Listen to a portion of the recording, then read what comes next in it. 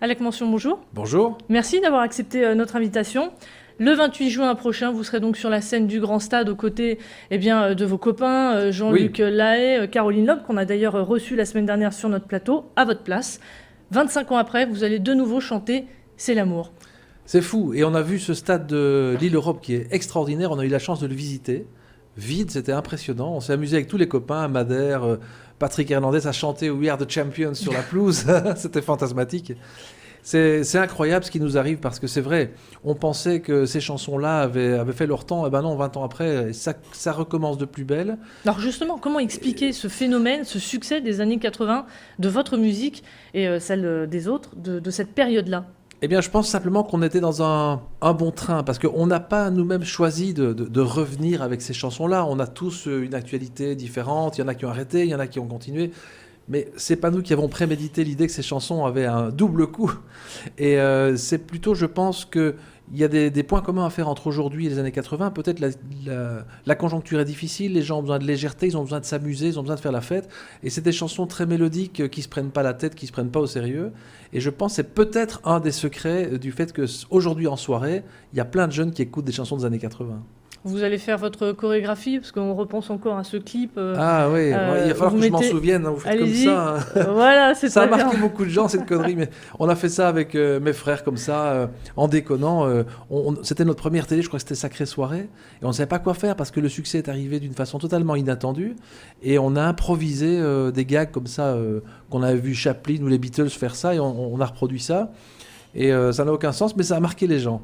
Le 28 juin, donc, vous allez chanter devant 50 000 personnes. Ah oui, là, il faut se dépêcher si on veut y aller, parce qu'il reste quelques places, mais ça va être un moment incroyable. Ça va vraiment revivre la magie des années 80, avec le film qui sera présenté, Star 80, en première partie. Et ce qui va être assez sympa, c'est qu'on a lancé le défi de faire la plus grande hola lumineuse d'Europe. C'est-à-dire que vous recevez à l'entrée des petits bâtons lumineux, avec des petites LED, et on va faire une hola lumineuse qu'on va filmer. Dès 50 000 personnes, ça va être fou.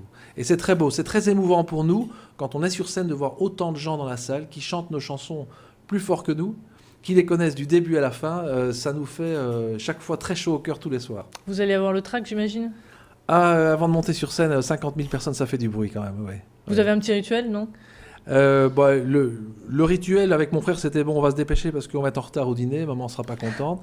Mais mes frères ne chantent plus avec moi, malheureusement. J'ai un frère, un des deux frères est au Canada, il est avocat et auteur. Et mon autre frère Benoît est parti aux États-Unis pendant des années et il fait de la musique plutôt bossa, brésilienne, etc. Donc vous serez tout seul, c'est ça ? Sur la scène ? Tout seul maintenant pour faire Léopold Nord, oui.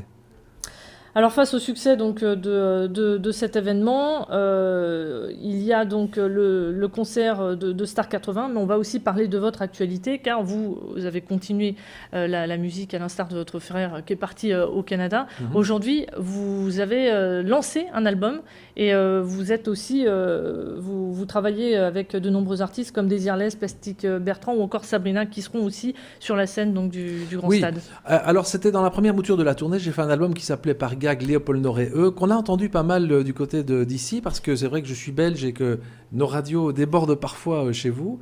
Et j'ai fait cet album avec une chanson qui s'appelle Bruxelles-Toulouse en duo avec Jean-Pierre Madère qui a marché très très fort. Mais c'était un album d'amitié, un album de route, de voyage, etc. qui a pas mal marché.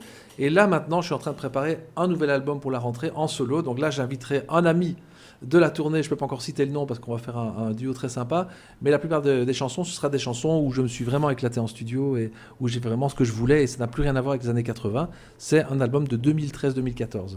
D'accord, mais sinon, est-ce que vous restez encore avec la teinte des années 80 ? Est-ce qu'on peut vous revoir jouer en Belgique ou pourquoi pas sur le Nord-Pas-de-Calais ? Si vous allez sur mon site leopoldnord.com, vous verrez, on a fait un truc qui s'appelle Rock Show 80 où on chante les chansons années 80 version rock et live avec tous les potes de la tournée. Et puis là, je suis en train de tourner en Belgique avec un spectacle qui s'appelle Avec Mention, où de façon interactive, on chante avec les gens, on les fait chanter pendant 1h30 tout ce qu'ils connaissent, toutes les chansons qu'ils connaissent depuis 60 jusqu'à aujourd'hui. Je fais ça avec un musicien qui s'appelle Tom de Watt, qui est de la région d'ailleurs. Et c'est sympa. On va essayer de développer ça sur la France. Pour l'instant, on travaille beaucoup en Belgique.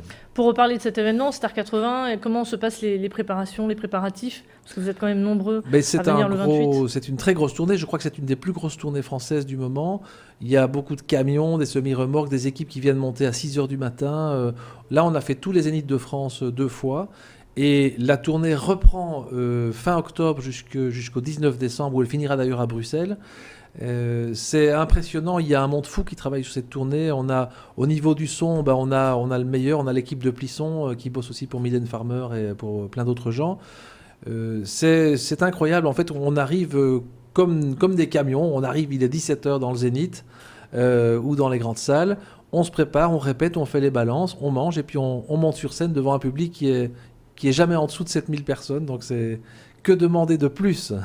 Une belle aventure. Ah oui, c'est magnifique. Merci beaucoup, Alec. Mention. On sait où vous retrouver, en tout cas, le 28 juin. Ça sera sur la scène du Grand Stade à Villeneuve-d'Ascq. Voilà. Merci d'avoir suivi cette édition spéciale. On se retrouve dans un instant pour votre météo et une nouvelle édition à 15h. Restez connectés à l'actualité. À tout de suite.